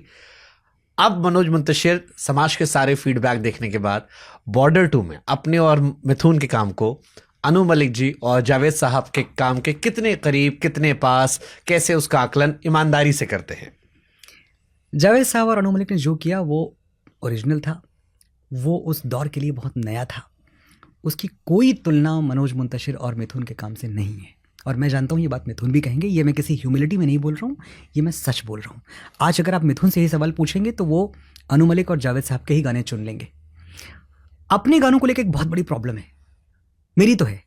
मैं अपने गानों को लेकर बहुत ज़्यादा क्रिटिकल हूँ। मुझे अपना कुछ अच्छा नहीं लगता, मैं सच बताऊँ आपसे तो, क्योंकि मुझे हर 10 दिन पे लगता है इसमें तो ये थॉट भी आना चाहिए था, ये भी आना चाहिए था, मैंने काम चोरी की। मैं अगर 2 घंटे और दे देता ना तो मैं ये भी लिख देता इस गाने में। तो मैं सही आदमी नहीं हूँ सवाल पूछने के लिए, क्योंकि मुझे एक हद के बाद मैं अपने काम से बहुत जल्दी ऊब जाता हूँ। आप मेरा फ़ोन अभी उठा के देखें और मैं आपको चैलेंज करता हूँ, 250 प्लेलिस्ट होंगी मेरे स्पॉटिफाई पे, एक भी मनोज मुंतशिर हिट्स की नहीं है। स्पॉटिफाई ने मेरी प्लेलिस्ट बनाई है, मल्टीपल प्लेलिस्ट मेरी बनाई हुई है, मैं सब्सक्राइब नहीं करता, मैं अपने गाने नहीं सुनता। तो मैं अपने गानों को बहुत सीरियसली भी नहीं लेता। मेरे गाने लोगों के लिए हैं, आप सुने, आपको लगे कि कुछ आपको उनसे मिला, कुछ आपको एक नई रोशनी मिली, आपने मेरे गानों के साथ प्यार किया, आपने मेरे गानों के साथ आंसू बहाए, मैं खुश हूँ। चलिए, मेरा काम खत्म है। इसको नए सिरे से फ्रेम कर लेता हूं मैं। मनोज मुंतशिर और मिथुन शर्मा के 5 गाने जो आप रिकमेंड करना चाहोगे कि ये सुनो, इससे खूबसूरत कुछ नहीं। फिर भी तुमको चाहूंगा, one of my all time favourite, मुझे इस गाने से अलग इश्क है। एक गीत है जो बहुत कम लोगों ने सुना है, बड़ा सुंदर गीत है। एक फिल्म आई थी राधे श्याम प्रभास की, उसमें हमारा एक गीत है, आशिकी आ गई। नहीं, सोच लिया। सोच लिया। हाँ, आशिकी तो मिथुन ने खुद ही लिखा था। अच्छा, ये भी मिथुन की प्रॉब्लम है, वो अगर उनको आप 4 दिन गाने ना दो तो वो खुद लिख लेते हैं और इतना बढ़िया लिखते हैं। तो बड़ी शिकायतें हैं मुझे। चलो, दो सोच लिया। हाँ, तुम प्यार करने देती, हाय हाय, तुम्हें इतना प्यार करते, तुम्हें कितना प्यार करते। That is one song which is very close to my heart. और मुझे लगता है कि it's a most beautiful way to express उस इंसान को जो मिला नहीं, लेकिन आप उससे खट्टे भी नहीं हो और आप सिर्फ बता रहे हो कि तुम वहां हो, ठीक है, लेकिन अगर तुम मेरे साथ होते तो शायद बात अलग होती। बहुत सारा प्यार मैं तुम्हें करना चाहता था। आप सोचें, इस गीत की भी एक बात बताऊं आपको। मैं जब कहता हूं ना कि मिथुन को पोइट्री अट्रैक्ट करती है, नए कंपोजर्स के लिए बहुत बड़ा एक इनसाइट हो सकता है। हम पहले 2 गाने और पूरे कर लेते हैं। हाँ, मैं 2 गाने पूरे कर लेता हूँ। 3 एक गाना है हमारा हेट स्टोरी 4 में शायद, तुम मेरे हो मेरे रहना। मेरे हो मेरे रहना, बहुत सुंदर कंपोज किया उसको मिथुन ने। और उसके विजुअल्स कभी जस्टिफाई नहीं कर पाए उस गाने की प्योरिटी को, क्योंकि जिस पवित्रता के साथ वो गाना कंपोज किया गया था वो विजुअल्स में उसी नग्नता के साथ उसे प्रस्तुत किया। एग्जैक्टली। तो फिर हमने कभी उसकी बात ही नहीं की। और मिथुन तो इतने डिसअपॉइंटेड थे कि उन्होंने कभी वो वीडियो भी नहीं देखा। उनको मैंने बताया कि you will be heart broken, और उन्होंने बोला मनोज जी मैं नहीं देखूंगा, और उन्होंने कभी देखा ही नहीं। It's a beautiful song. पर अगर आप ऑडियो सिर्फ प्ले कर लें स्पॉटिफाई पे आज, तो मेरे हो मेरे रहना, तो आपको बहुत अच्छा लगेगा। मैंने 4 गिना दिए। एक दिन अकेले में हम तुम, एक दिन अकेले थे हम तुम मुझ में मैं तुम में गुम, मेरे कानों में आहिस्ता से, उस रोज कहा था जो तुमने, किसी और से ना वो कहना, तुम मेरे हो मेरे रहना, मेरे रहना। 5वां गाना, मिट्टी के बेटे। उफ, ये वो गाने हैं जो मुझे लगता है मनोज मुंतशिर और मिथुन, मैं ऑर्डर बदल दूं इनका, मिथुन और मनोज मुंतशिर, वो हमेशा ड्राइविंग सीट पे रहे हैं। अब इसमें गाने की अभी कहानी सुना रहे थे। किस गाने की बात? हाँ, तुम प्यार करने देती, तुम्हें कितना प्यार करते। मिथुन मेरे ऑफिस आए थे एक मीटिंग के लिए, जो हम किसी दूसरी फिल्म के लिए कर रहे थे। शायद हम ये कर रहे थे क्या, एक विलन 2 कुछ तो था, मुझे इस वक्त याद नहीं आ रहा है, लेकिन किसी फिल्म के लिए मिथुन आए थे।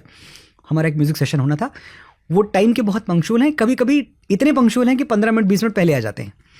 तो 15-20 मिनट पहले आ गए, मेरी दूसरी मीटिंग चल रही थी, तो मैंने उनसे रिक्वेस्ट की कि आप बस 15 मिनट मुझे दे दो। तो नहीं मैं तो अर्ली आ गया हूँ, आई विल वेट, आप चिंता मत करो, अपना काम ख़त्म करो। मैं अपनी मीटिंग्स में रहा, और मेरे ऑफिस में एक बड़ा सुंदर सा पियानो है, और उस पियानो पे इत्तेफाक से मेरी एक जो पहली किताब थी मेरी, जो कि बेस्ट सेलर हुई, शायद 9th एडिशन में है वाणी प्रकाशन से, मेरी फितरत है मस्ताना। मेरी फितरत है मस्ताना खुली रखी हुई थी, पियानो है, मेरी फितरत है मस्ताना है। जो पन्ना खुला था, इत्तेफाक देखिए, संजोग था, उस पे लिखा हुआ था, कभी दिल निसार करते कभी जान निसार करते, तुम प्यार करने देती तुम्हें कितना प्यार करते। 15 मिनट बाद 5 बजे की मीटिंग, जब मैं वापस आया तो मैं सुन रहा हूँ पियानो पे मिथुन कुछ गा रहे हैं अपनी धुन में, और मैं चुपचाप खड़ा हो गया। ही डिडंट इवन नोटिस मी कि मैं खड़ा हुआ हूँ, और वो एग्जैक्टली यही गाना गा रहे थे, तुम प्यार करने देती तुम्हें कितना प्यार करते। तो मैं आया, तो सॉरी मनोज जी, मुझे कुछ देखा। मैंने कहा यार आप कितने ब्लेस्ड हो, आप यहाँ गाना बनाने नहीं आए थे, आप किसी और काम से आए थे, and you made a song. हाँ मनोज जी, लेकिन देखेंगे कोई जो अच्छी फिल्म होगी जहाँ लगेगा कि ये फिल्म में ये गाने की ज़रूरत है। देन नितेश तिवारी जी की फिल्म थी वो बवाल, बहुत सुंदर फिल्म थी, वो गाना उस फिल्म में गया। तो आप ये देखें कि कभी उस गाने को बनाने के लिए हम मिले ही नहीं थे।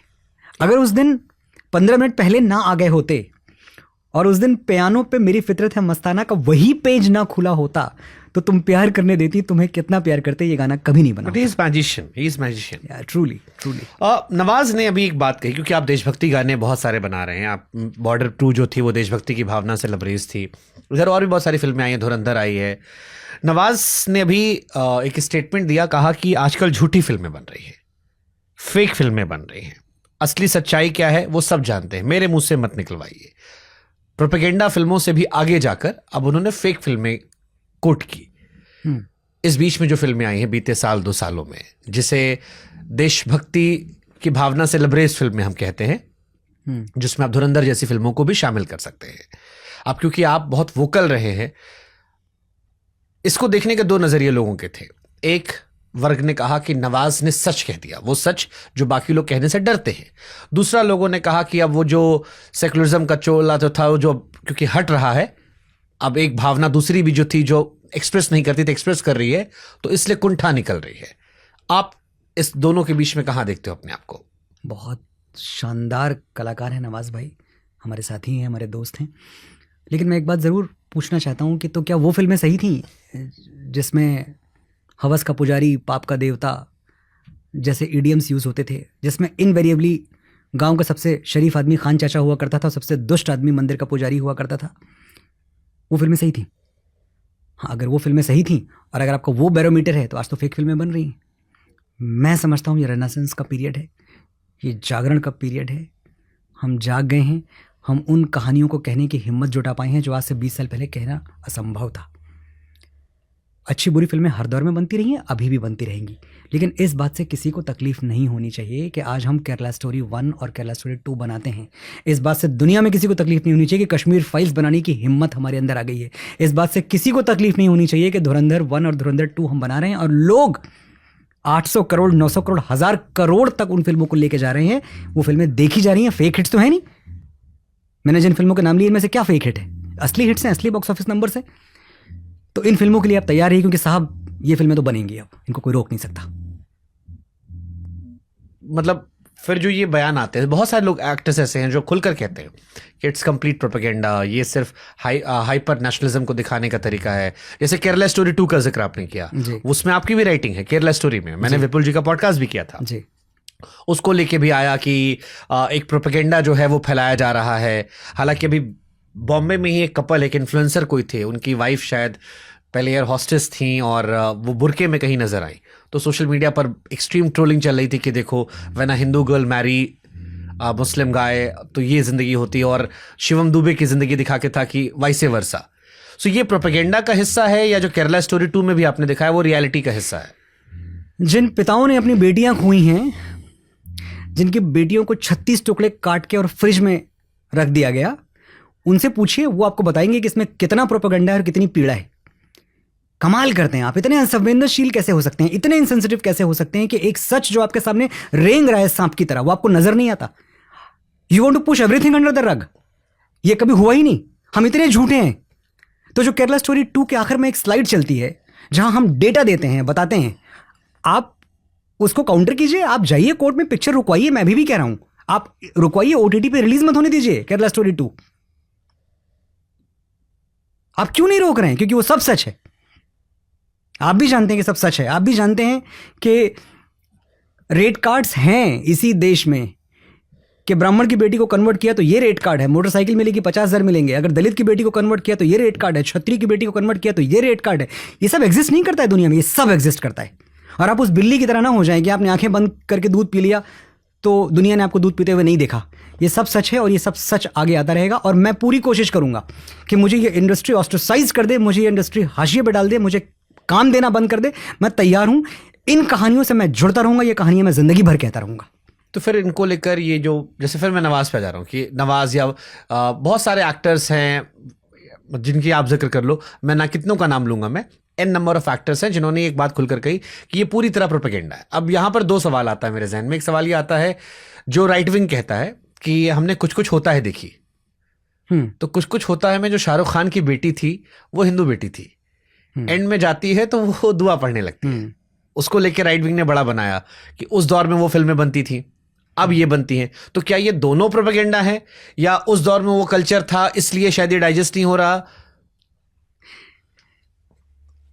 फिल्में हमेशा पॉप कल्चर को कैटर करती हैं, जो चीज़ है वो दिखाते हैं। हम सेक्युलरिज्म की संतानें हैं। जिस दौर की फिल्म की बात आप कर रहे हैं, कुछ कुछ होता है, मतलब तो ऐसा नहीं है कि ऐसी अनगिनत फिल्में जिनको हमने नोटिस नहीं किया था, अब सोशल मीडिया पर जब क्लिप्स में दिखाया जाता है तो हम सोचते हैं कि हाँ कुछ तो अलग था उस दौर में।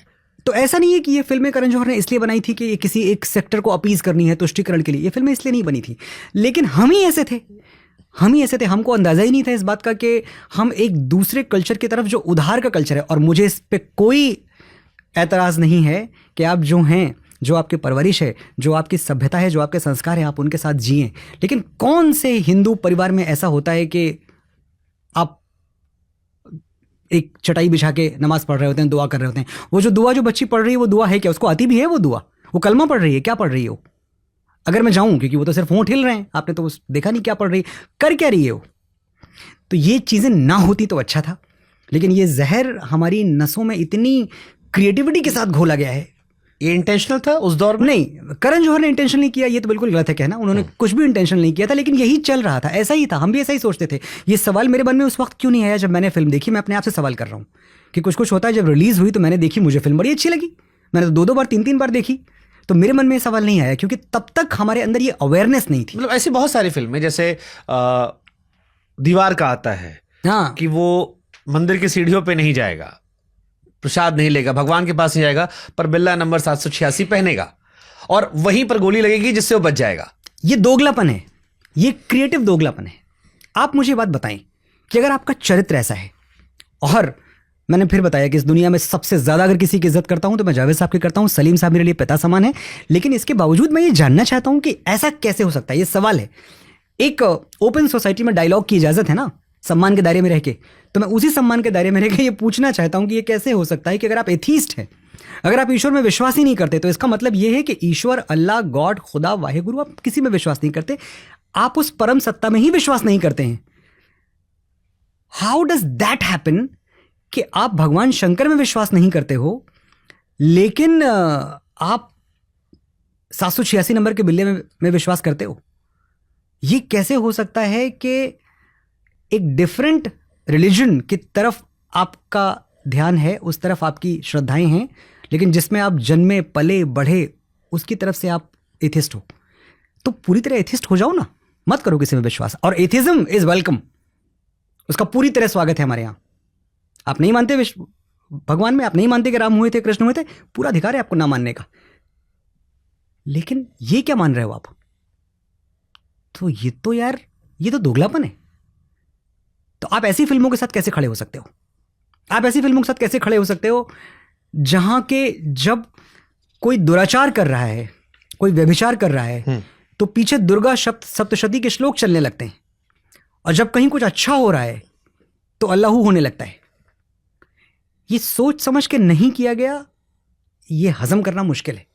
बट जैसे रहमान साहब ने भी कहा कि उनकी धार्मिक पहचान की वजह से उन्हें काम नहीं मिल रहा। रहमान साहब तो बहुत बड़े आदमी हैं, मतलब हमारे आपके सबके बचपन के फेवरेट रहे हैं, हम सब ने जिया है उनको। फिर ये स्टेटमेंट जब वो कहते हैं कि आज के दौर में दोगलापन हो रहा है कि मैं AR रहमान हूं। जब मोहम्मद अजहरुद्दीन को इस देश की क्रिकेट टीम का कैप्टन बनाया जाता है, जब एक मुसलमान इस देश का राष्ट्रपति बनता है, जब AR रहमान साहब जैसा लेजेंड, जो उनकी धार्मिक पहचान और धार्मिक प्रतीकों के बावजूद, उनसे बड़ा तो कोई नाम ही नहीं है ना इस देश में, उस वक्त क्यों नहीं पूछा गया वाई मी, या वाई और मुस्लिम, आज अगर किसी वजह से आपको लगता है कि आपको काम कम मिल रहा है, तो क्यों ना हम और रीजंस तलाशें। हो सकता है हमारे संबंध इतने अच्छे ना बचे हों, हो सकता है हमारे गाने पिछले कुछ दिनों में ना चले हों इतने, बहुत सारी वजहें और हो सकती हैं। अचानक इस देश के सोशल फैब्रिक को हर्ट करने का क्या मतलब है, ये मैं कभी समझ नहीं पाया। लेकिन मैं जब भी उनसे मिलूंगा मैं उनसे ज़रूर पूछूंगा। वो बहुत ज़्यादा ओपन डायलॉग के इंसान हैं, बहुत अच्छी बातें करते हैं। मैं रहमान साहब से मिल के पूछना चाहूँगा। मैंने एक फिल्म उनके साथ की, मैदान, गाने सारे बहुत बढ़िया रहे। मेरा उनके साथ एक्सपीरियंस बहुत ही ज़्यादा खूबसूरत रहा। उन्होंने भी अगेन छावा जैसी फिल्म को प्रोपेगेंडा फिल्म कहा था। जुड़ना ही नहीं था फिर उस फिल्म के साथ। ऐसा तो है नहीं कि वो फिल्म बनाने के पहले स्क्रिप्ट आपको नहीं सुनाई गई होगी, आपने अचानक म्यूजिक कंपोज करना शुरू कर दिया। स्क्रिप्ट पढ़ी होगी ना आपने, तो वो प्रोपेगेंडा फिल्म थी, आपको नहीं करनी थी। फिल्म करने के बाद प्रोपेगेंडा फिल्म कहना, I do not understand this, sorry. अच्छा, मैं एक सवाल आपसे पूछ लेता हूँ, ये मैं चाहता हूँ इस पर थोड़ा ईमानदारी आप रखना, क्योंकि ये बहुत पर्सनल सवाल है। क्या पिछले 30-40 सालों में हिंदू वर्ग में अपनी धार्मिक पहचान को लेकर एक संकोच थी? ये सवाल मैं थोड़ा आगे बढ़कर इसलिए भी आपसे पूछ ले रहा हूं क्योंकि आप भी मनोज मुंतशिर थे। क्या हिंदुओं में, क्योंकि जब मैं बड़ा हो रहा था बचपन में, तो मैंने लोगों को गंगा नहाते नहीं देखा था। मैंने बहुत सारी बॉलीवुड की इफ्तार पार्टियों की फोटोज देखी थी। कोई खराब नहीं है, अच्छी चीज है, जाते हैं लोग, हमारे मीडिया बहुत सारे, हम भी जाते हैं। लेकिन गंगा नहाते, पूजा पाठ करते फोटोज, ये चलन बीते कुछ सालों में ज्यादा वोकल हुआ है। नेताओं का, अभिनेताओं का ये स्वीकार करना कि हम हिंदू हैं, ये वोकल हुआ है। तो क्या पहले एक धार्मिक संकोच था जो उन फिल्मों में भी दिख रहा था, समाज में भी दिख रहा था, तस्वीरों में भी दिख रहा था? क्योंकि हर फिल्म रिलीज होती थी, अजमेर दरगाह जाने की तस्वीरें आती थी। जो अब बदला है इसलिए कई लोग बेचैन हो रहे हैं। कैसे इसको आप देखते हो? मतलब ये सवाल मेरे मन में बहुत बार आता है, ये, और ये मेरे अपने आप को लेकर भी है। हाँ, धार्मिक संकोच था, मेरे मन में नहीं था। जिस बात को मैं पहले वो क्लियर कर दूं ताकि फिर बाद में मैं खुल के बोल पाऊं। मनोज मुंतशिर सिर्फ एक पेन नेम था। मेरा पासपोर्ट जिंदगी भर मनोज कुमार शुक्ला था, मनोज मुंतशिर शुक्ला, 2 नाम मेरे पासपोर्ट पे रहे हैं। एक्चुअली पासपोर्ट पे तो एक ही नाम रहा है, मनोज मुंतशिर शुक्ला, क्योंकि तब तक तो मैं मुंतशिर हो चुका था। मेरे स्कूल के मार्कशीट पे मनोज कुमार शुक्ला लिखा हुआ था। मनोज मुंतशिर सिर्फ इसलिए था कि छोटा है, आसानी से फिट हो जाता है। और तब मुझे बहुत सारे लोग ये कहते थे कि इतना बड़ा नाम यार कहाँ लिखेंगे, मनोज मुंतशिर शुक्ला, छोटा नाम बताओ दो कुछ। मैं फिल्मों की बात कर रहा हूँ, और जो मैं क्रेडिट्स में आता था, तो मैंने कहा ठीक है मनोज मुंतशिर लिख दो। मेरा ध्यान कभी इस तरफ गया ही नहीं कि ये मुंतशिर लगाने से मैं मुसलमान हो जाता हूँ। मैं उसी की बात कर रहा हूँ कि वो एक अनसेड आकर्षण था जो उस दौर की प्रथा की बात मैं कर रहा हूँ। नहीं, भाषा की तरफ था। ओके, भाषा की तरफ था। मुंतशिर लगाने का मतलब ये नहीं था कि मैं किसी इस्लामिक कल्चर की तरफ ग्रेविटेट हो रहा था। मुंतशिर लगाने का सिर्फ इतना मतलब था कि मेरी जो शायरी की ज़बान थी, जो स्कूलिंग थी, वो मेजरली उर्दू पोइट्री थी। और उर्दू को तो मैं खैर कभी मानता नहीं कि वो किसी और की भाषा है या किसी टोपी या तिलक की भाषा है। उर्दू भाषा है, इस भारत देश की भाषा है, और ये हमको एक्सेप्ट करते रहना चाहिए। या मैं चैलेंज करता हूँ कि इस दुनिया में कोई भी आए जो 10 मिनट मुझे बात करके दिखा दे और उर्दू का एक शब्द इस्तेमाल ना करे। 10 मिनट आप नहीं बोल सकते, मैं कह रहा हूँ 5 मिनट नहीं बोल सकते बिना उर्दू का इस्तेमाल किए हुए। उर्दू से जितना भी परहेज है वो ख़त्म हो जाना चाहिए। बदतमीजी नहीं तो फिर क्या है जो ज़बानों के साथ करते हो। हिंदी हिंदू है, उर्दू मुस्लिम है, जाहिलों जैसी बात करते हो। जिस रामचरितमानस में भगवान श्री राम को बाबा तुलसीदास गरीब नवाज कहते हैं, क्योंकि ये उस वक्त की भाषा थी, बन रही थी भाषा, ऐसी भाषा थी, ज़बान थी। तो गरीब नवाज हटा दो आप उससे कि नहीं, ये तो हम तुलसी बाबा ने गलत कह दिया गरीब नवाज। ये लड़ाई मत लड़ो, बहुत सारी लड़ाइयाँ लड़ने के लिए हैं। इतनी प्यारी भाषा है, इतनी प्यारी ज़बान है। आप क्या करोगे अपनी ज़िंदगी से? सारे गाने जिनमें उर्दू है निकाल दोगे? आज आप हो गए पूरी तरह से। और जब आप हिंदी कहते हो तो हिंदी और उर्दू एक ऐसा सामंजस्य है जिसको तोड़ पाना ही असंभव है। तो ये हो गई भाषा की बात। वो डिफरेंशिएशन में मैं कतई बिलीव नहीं करता। जितना मेरी संस्कृत है, शायद पर्शियन और फारसी मेरी भाषा नहीं है, और बिल्कुल नहीं है। वो ठीक है, सीखने में तो कोई बुराई नहीं है, मैं तो फ्रेंच भी सीखना चाहता हूँ मुझे मौका मिले तो।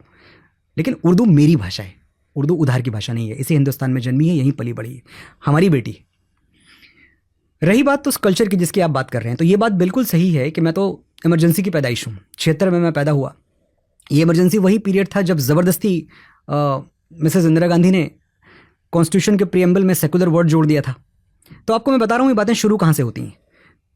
तो कभी आपने अपने आप से पूछा या सोचा कि संविधान का प्रियम्बल जो कभी बदला ही नहीं जाता, उसे बदलने का हक किसने दिया? लेकिन आप ये सवाल इसलिए नहीं पूछेंगे कि इमरजेंसी का पीरियड था, डेमोक्रेसी सस्पेंडेड थी, लोकतंत्र कटघरे में खड़ा हुआ था, तो जो मैडम कहें वो सही है।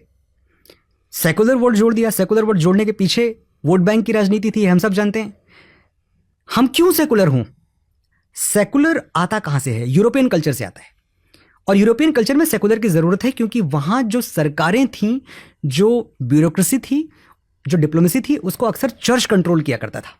तो जब वहां लोकतंत्र की आहट आई तो पहली चीज ये थी कि भाई अब चर्च कंट्रोल नहीं करेगा, आपके धार्मिक बिलीफ, धार्मिक विश्वास ये कंट्रोल नहीं करेंगे कि सरकार कैसे चले और नीतियां क्या बने और पॉलिसीज क्या बने। तो सेकुलर सोवरेन गवर्नमेंट उनके लिए एकदम करेक्ट था। मैं भारतवर्ष के पूरे इतिहास में आपसे पूछना चाहता हूं कि कब ऐसा हुआ है कि किसी मंदिर ने, किसी मठ ने, फॉर दैट मैटर किसी दरगाह या किसी मस्जिद ने सरकारें चलाई हूं? कभी ऐसा हुआ है? कोई एक एग्जाम्पल आपके पास है? तो आपको सेकुलर वर्ड डालने की जरूरत क्या थी? आपने हमें वो दवाई दी जो मर्ज ही हमको नहीं था। मेरा पेट दुख ही नहीं रहा था, आप मुझे पेट दर्द की गोलियों पे गोलियां दिए जा रहे हो।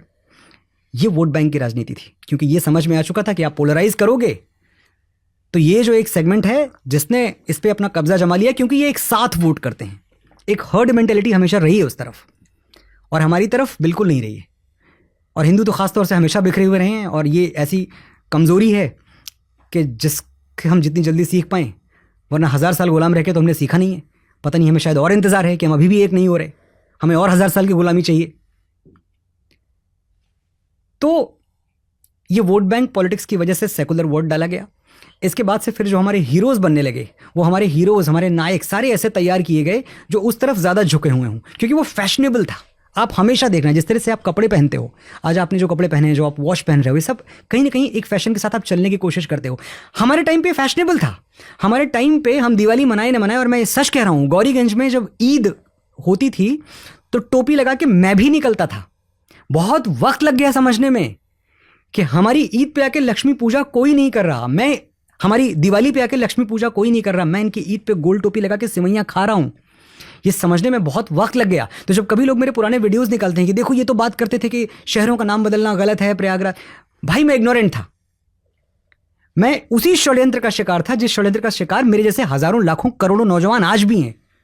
लेकिन मैं वक्त के साथ जागा, मैंने समझना शुरू किया, मैंने पढ़ना शुरू किया। सूचना क्रांति के दौर में पैदा हुआ हूं मैं, and I studied and I realised कि ये इतना बारीक षड्यंत्र हुआ है हमारी जनरेशन के साथ कि हमको फैशनेबल होने के नाम पे, हमको इवॉल्व होने के नाम पे, हमको मॉडर्न होने के नाम पे हमारे ही धर्म से दूर कर दिया गया, हमारे मजहब से दूर कर दिया गया। हमने नहीं पढ़ा है कृष्ण को, हमने भगवत गीता हम बोलते रहे। हर किसी से भी आप पूछ लो श्रीमद् भगवत गीता।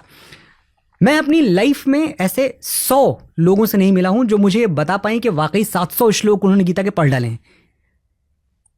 आपने उस तरफ ध्यान ही नहीं दिया जो खजाना आपके पास था, आप कहीं और भटकते चले गए।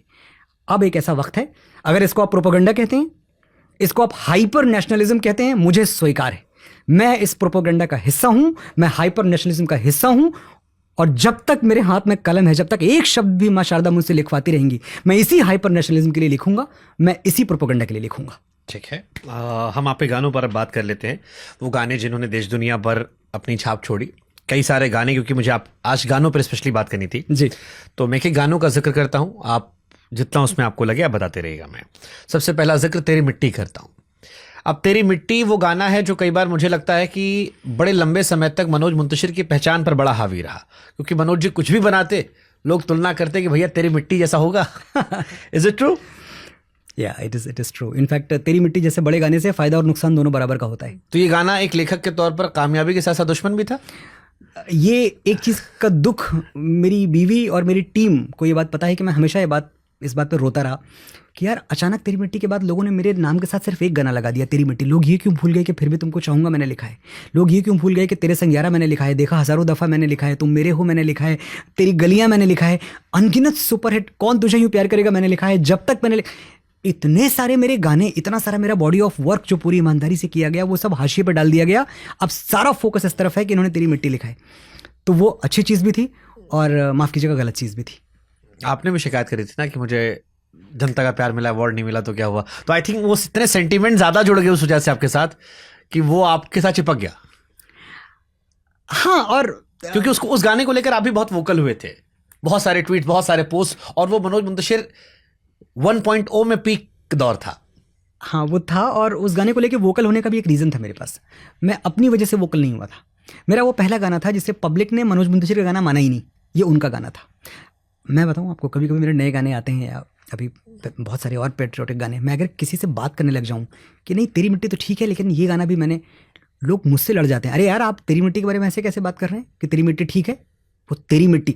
मेरे गाने के बारे में लोग मुझसे ऐसे बात करते हैं, तो वो गाना मेरा रहा ही नहीं।